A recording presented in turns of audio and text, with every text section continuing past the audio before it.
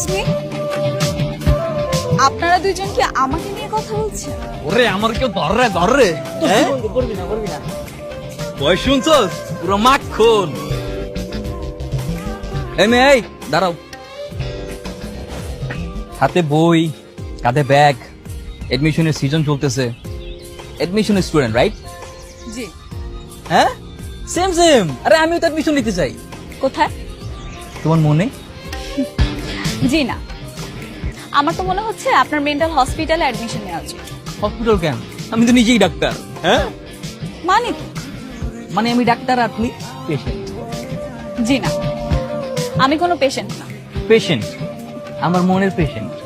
শুনুন, আমার বাড়ি হলো পাবনা, আর পাবনার মেয়েরা কাঁচা মরিচ হয়, ঝালে মরে যাবে, পিছু লাগতে আসবে। দিল্লি